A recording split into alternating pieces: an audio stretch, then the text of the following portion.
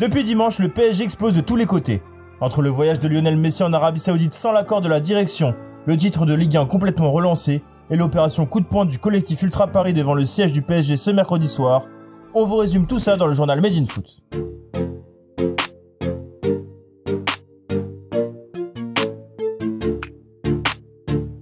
Rien ne va plus à Paris. En effet, depuis dimanche et la défaite contre Lorient 3-1, le Paris Saint-Germain est dans une spirale ultra négative.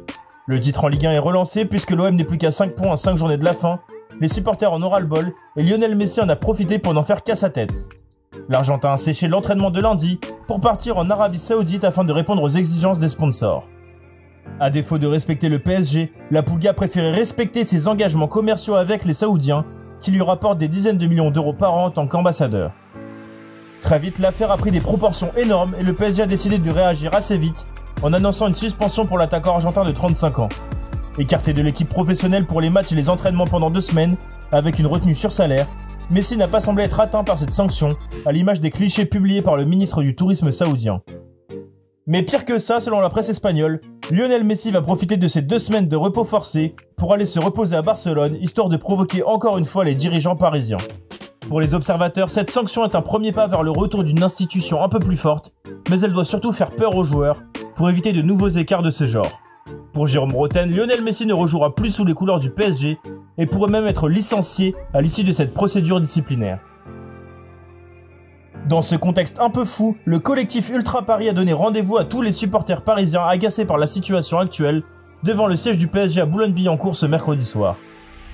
Alors que l'union sacrée avait été décrétée avant le match de championnat face à l'OM il y a plus de 2 mois, les ultras parisiens ont mis un terme à ce drapeau blanc temporaire. Banderole insultante, chant à l'encontre de la direction et des joueurs, les plus grosses têtes du PSG ont pris très cher hier. Lionel Messi,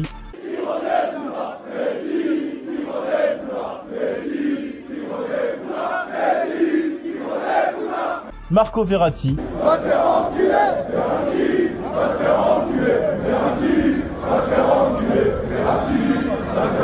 Neymar,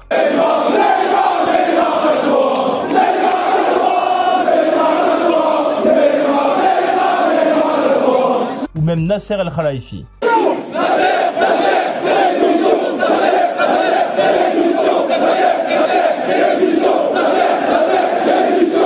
Certains supporters du PSG ont même prolongé cette manifestation, qui s'est plutôt bien passée dans les rues de Boulogne-Billancourt, jusqu'à Bougival, où Neymar réside. Sur une vidéo postée sur les réseaux sociaux, on voit une dizaine de fans hurler au portail du Brésilien, qui a même précisé qu'ils avaient voulu forcer le portail sur son compte Instagram.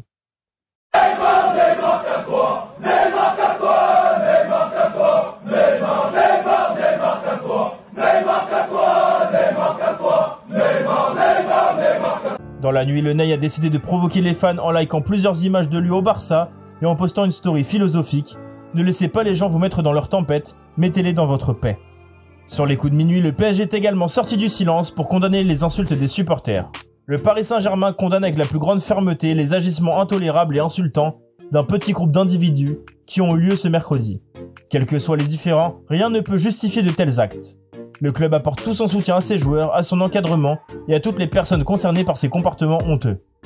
Et forcément, ce jeudi matin, la presse argentine s'est saisie de cette affaire et a bien évidemment défendu le héros de la nation.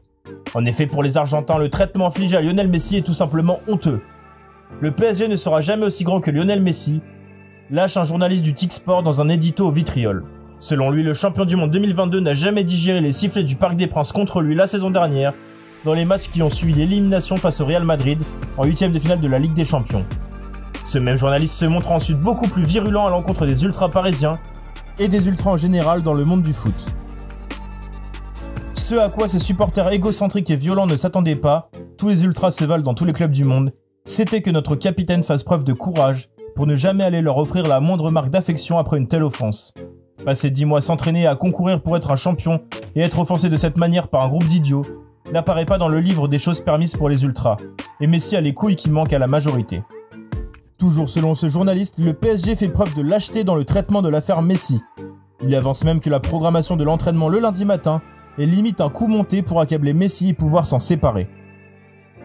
La sanction du voyage en Arabie Saoudite est un prétexte. C'était un piège de lui dire officieusement qu'il pouvait partir et en plein vol l'appeler pour s'entraîner. Beaucoup plus lâche était de le déguiser en faute professionnelle. Le PSG remportera peut-être un jour la Ligue des Champions. Ce qu'il ne pourra jamais être, c'est devenir un grand du football comme les Lionel Andrés Messi et le sera pour le reste de sa vie. Quoi qu'il en soit, la finalité est la même concernant l'affaire Lionel Messi. L'Argentin de 35 ans a probablement joué son dernier match sous les couleurs du PSG dimanche contre Lorient et laissera définitivement un goût amer dans la bouche des supporters parisiens. En fin de contrat le 30 juin prochain, Messi ne sera pas prolongé par le club parisien et doit se trouver une nouvelle aventure.